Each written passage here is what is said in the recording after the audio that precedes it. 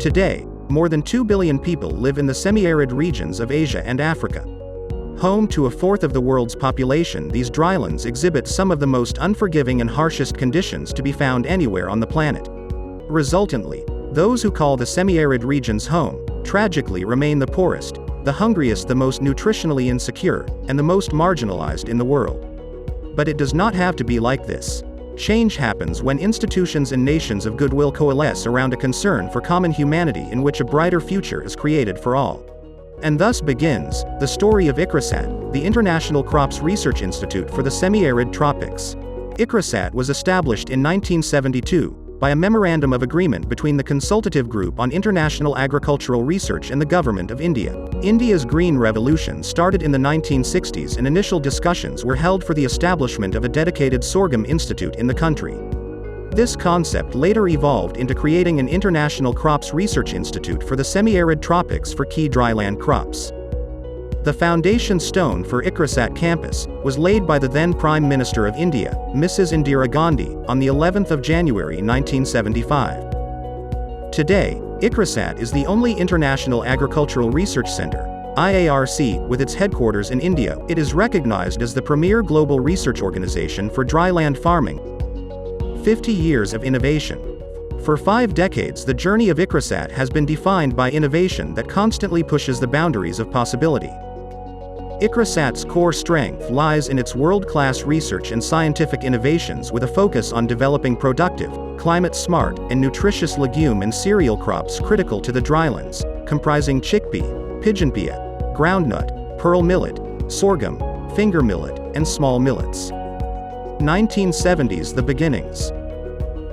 ICRISAT scientists develop varieties, hybrids, and breeding lines that resist pests and diseases, and also develop technologies that can be used by dryland farmers. Agronomic experiments mark the beginning of the Institute's farming systems research program. The 1980s, an era of excellence and expansion. The first ICRISAT sorghum and pearl millet varieties are released for farmers in Sudan. ICRISAT expands its local presence by establishing offices in Africa, commencing with the ICRISAT Sahelian Center in Niger. ICRISAT-led projects deliver new groundbreaking outcomes for food security across Africa, Southeast Asia, the Middle East, Latin America, and the Caribbean. 1990s, the era of breakthroughs and awards.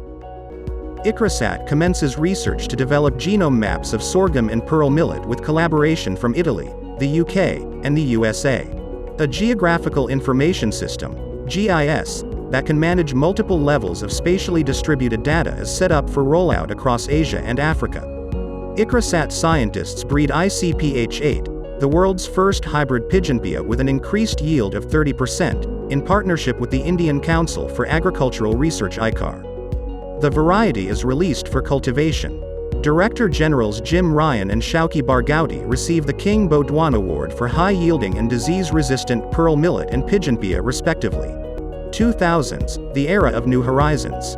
The recognition of the private sector as valuable research for development partners leads to the formation of the sorghum and pearl millet hybrid parents research consortia, followed by a similar consortium for pigeonpea. ICRISAT's early advocacy for climate-resilient crops and climate awareness delivers a Nobel Peace Prize.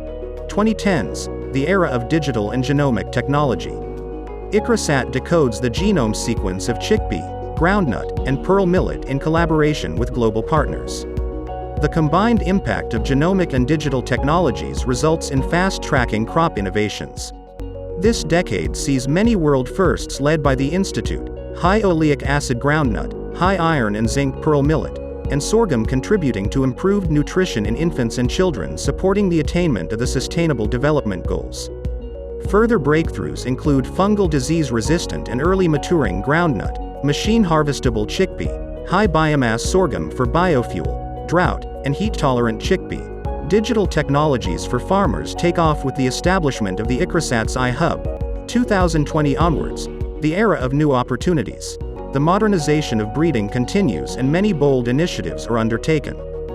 2 high oleic acid groundnut varieties developed by ICRISAT and the Indian Council of Agricultural Research Directorate of Groundnut Research are released by the Honorable Prime Minister Narendra Modi. ICRISAT wins the National CSR Award India twice.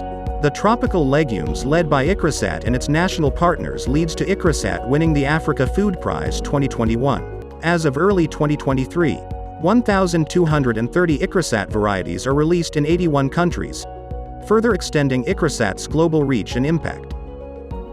129,000 accessions from 144 countries are curated by the ICRISAT Gene Bank, and more than 1.5 million samples are distributed to 150 countries. For the last 50 years, ICRISAT, in partnership with its valued donors and partners, has made a significant impact on the lives of millions in the semi-arid regions of Asia and Africa, but more needs to be done. On the 50th anniversary of the Institute, commemorated by Prime Minister Narendra Modi, साथियों, भारत के semi arid क्षेत्रों में काम करने का इक्रिसैट के पास एक rich experience है।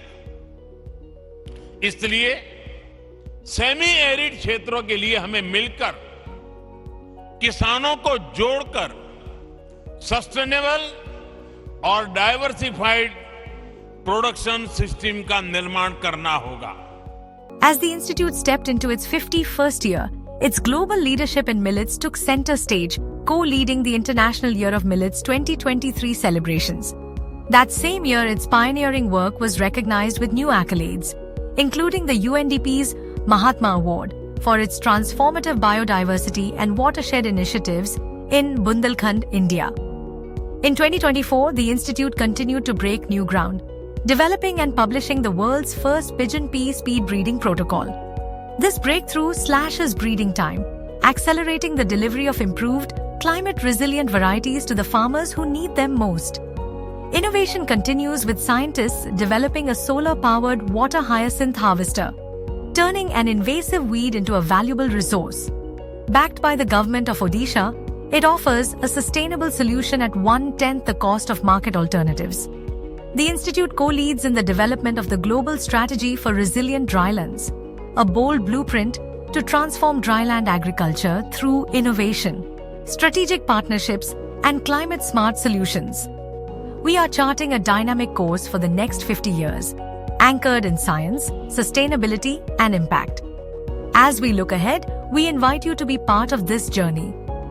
Together, we will continue to shape a more resilient future for dryland agriculture and for the millions of people who depend on it.